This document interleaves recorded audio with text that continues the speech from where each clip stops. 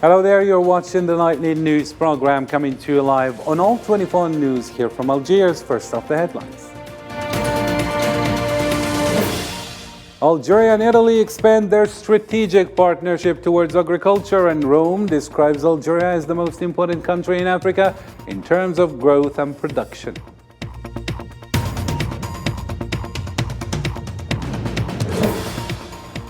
Also coming up, 3 months after the start of normalizing relations between Saudi Arabia and Iran, Tehran announces the reopening of its embassy in Riyadh on Tuesday.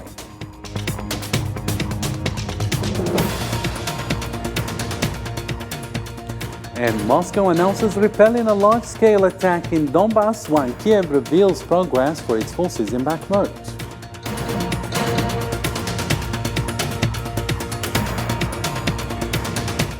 Also ahead in our news, as India train crash investigation is still underway, services resume and families demand accountability.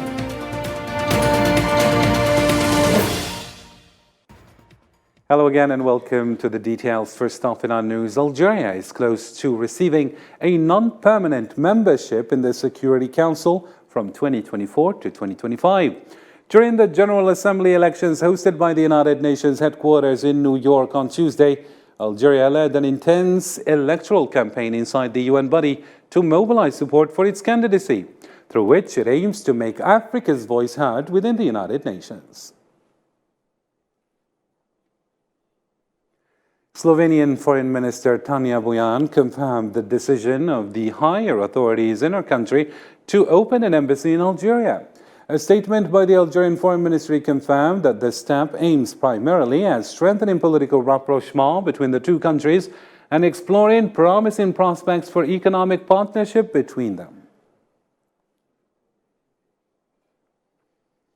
Algerian Foreign Minister Mr. Ahmed Attaf expressed his aspiration to continue working with his Turkish counterpart in order to attain new achievements that contribute to strengthening the distinguished balance of bilateral relations. During a phone call, both leaders agreed to boost joint efforts in order to reach the highest levels of cooperation and partnership to meet the aspirations of the two brotherly people. Algerian President Mr. Abdelmajid Tebboune received on Sunday the chairman of Movement of Society for Peace, Mr. Abdelali Hassan Sharif. According to a statement by the Algerian presidency, the meeting took place in the presence of the principal private secretary to the presidency, Mohamed Nadir Al-Arbawi, and the head of the party confirmed that the meeting was an opportunity to address a number of regional and international issues that call for uniting the internal front, as he put it.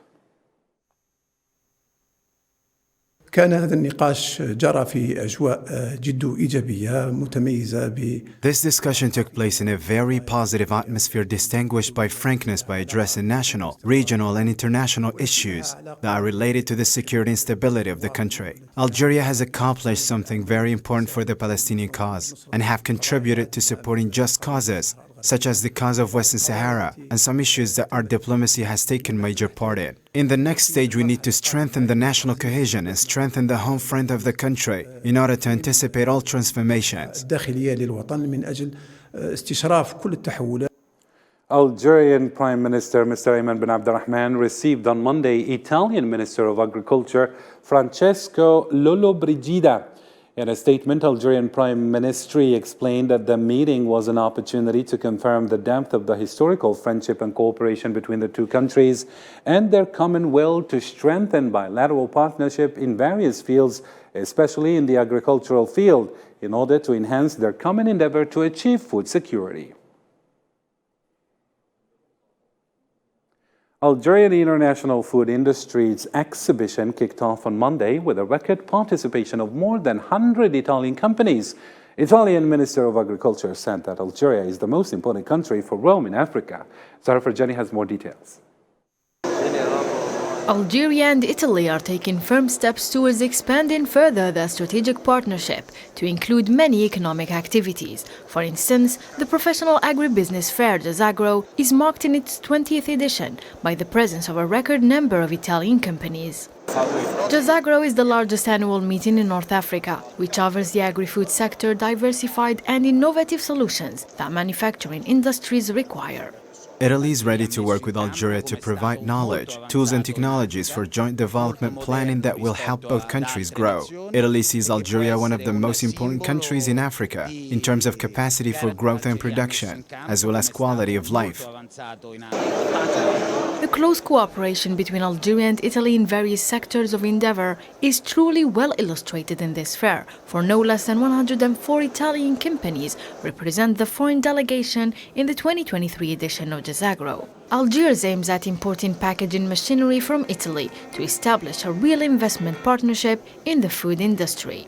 Algeria is one of my best important market for my company, where I have a lot of friends and big project in the future. The connection between Algeria and Italy is amazing. So we have a very nice connection. We have a very nice opportunity to grow up together.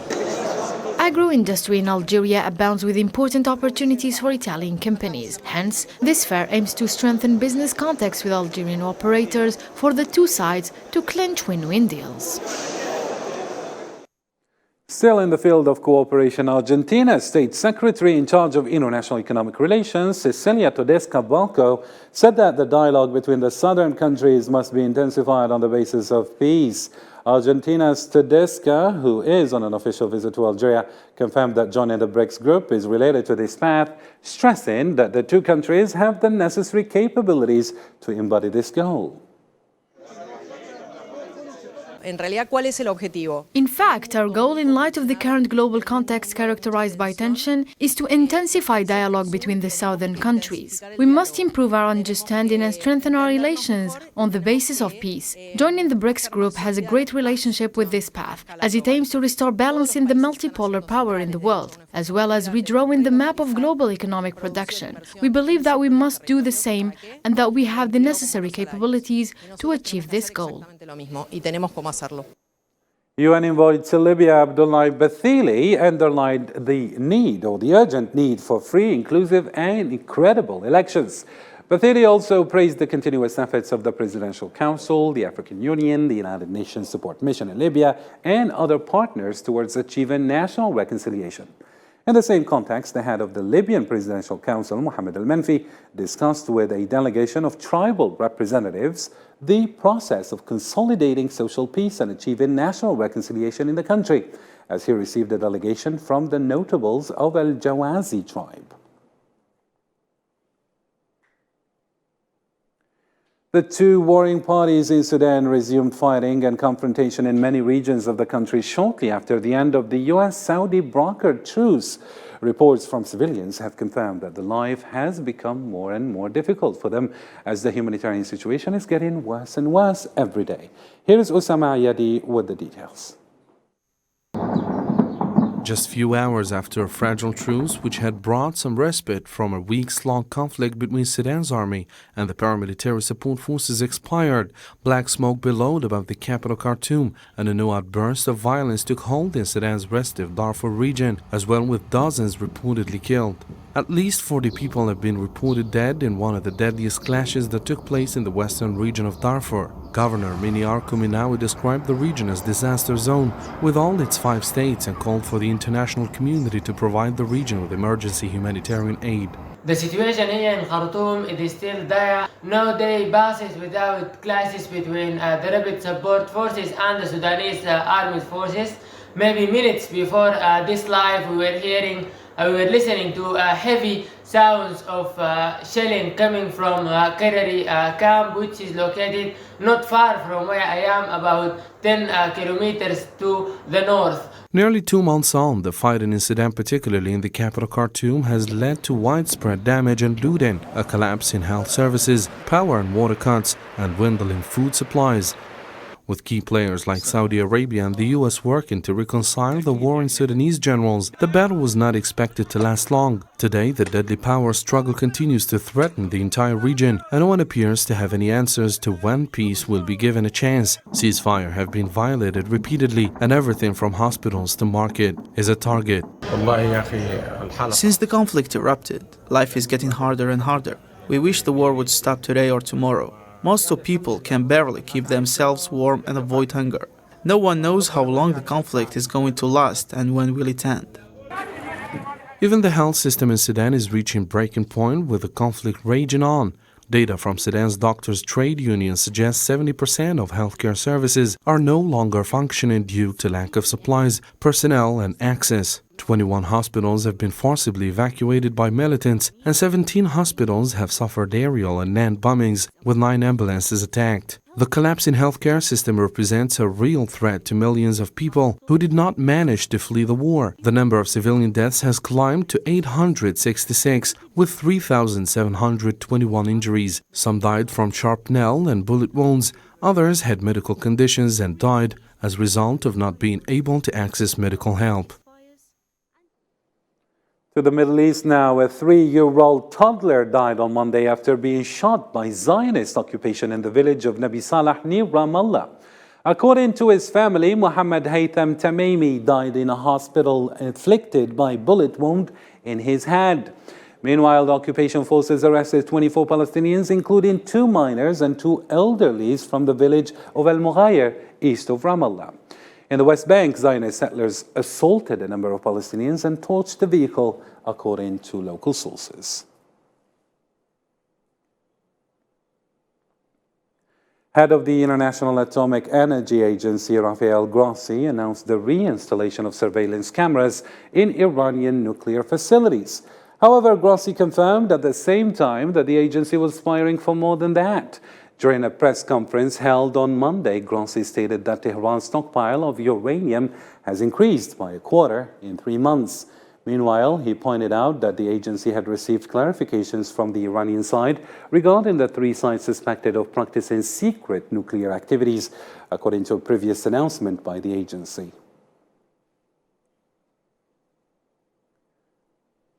Iran has confirmed it will reopen its embassy in Saudi Arabia this week, 7 years after it was closed due to a diplomatic rift.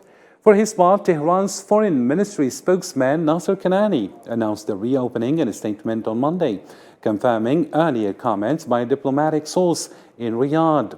The move comes in accordance with a China-brokered agreement that Iran and Saudi Arabia signed in Beijing on March 10th, which sets a deadline of 2 months to reopen embassies. To implement the agreement of Iran's embassy in Riyadh, our Consulate General in Jeddah and our Office to the Organization of Islamic Cooperation will be officially reopened on Tuesday and Wednesday.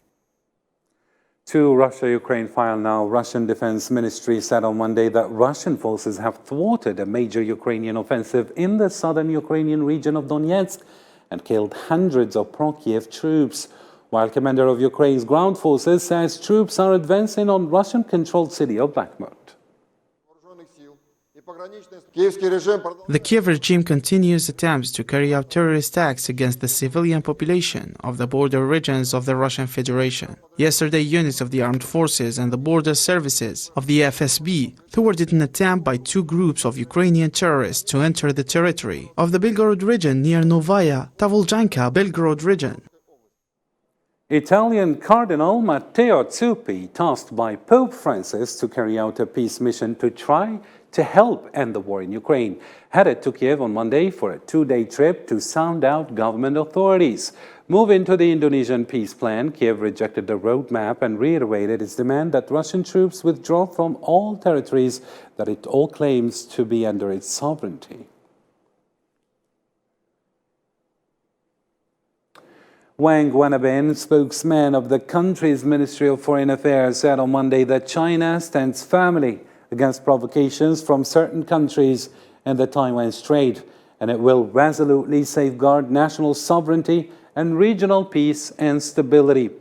Meanwhile, White House National Security Council spokesman John Kirby said that U.S. won't stop operating in the Taiwan Strait. This comes after U.S. released a video that shows the Chinese ship cutting across the course of the American one.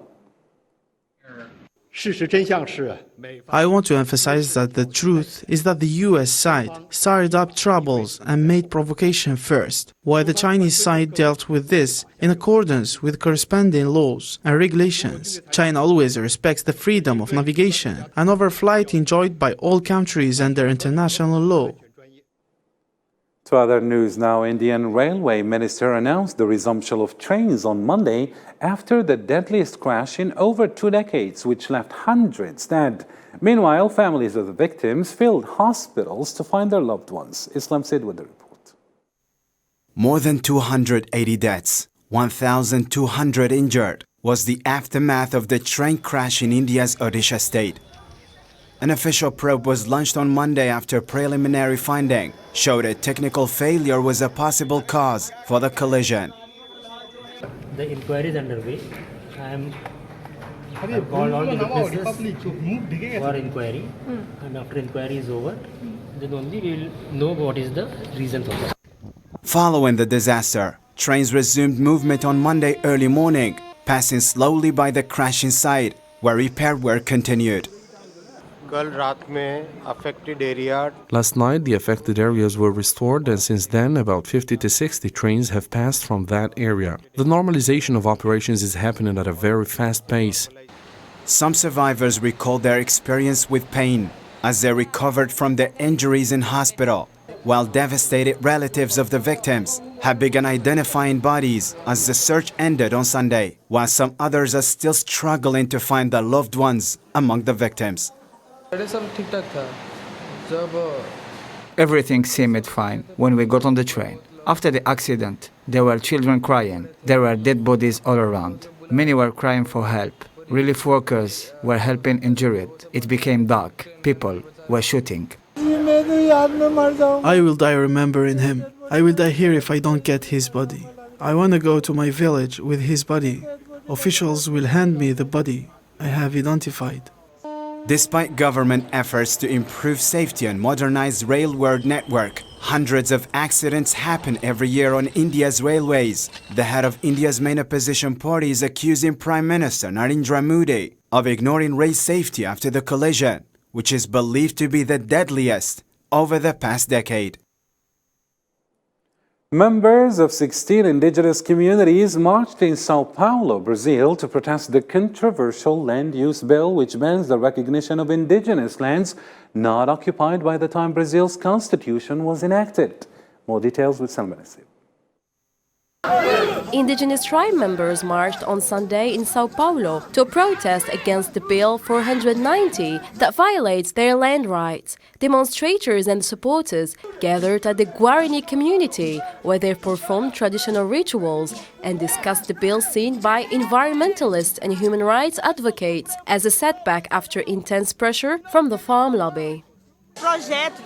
This Bill 490 continues with this purpose of destruction, killing our lives. We say no to Marco Temporal. Guarani people are here marching and fighting against these genocide and ethnicide laws that are focused on the destruction of original people from these territories. Meanwhile, in a meeting prior to the demonstration, indigenous leader Tiago, while pointing to 2 police officers who were listening to the meeting, criticized the law, which he says limits recognition of indigenous lands and would facilitate illegal activities. What will we have to do? To resist, and your hands one more time will be covered with our blood. The draft bill is still being examined by the Supreme Court, and it still needs approval in the Senate before President Luiz Inácio Lula da Silva either signs it or veto it. But there might be enough support in Congress to override that rejection. I demand the Supreme Federal Court not to be neglectful, be the guardians to the Brazilian Constitution, judge the time frame, and decide if we have to resist or not, and decide if we have to resist or we have the right, or we have a right granted as Brazilian Constitution sets.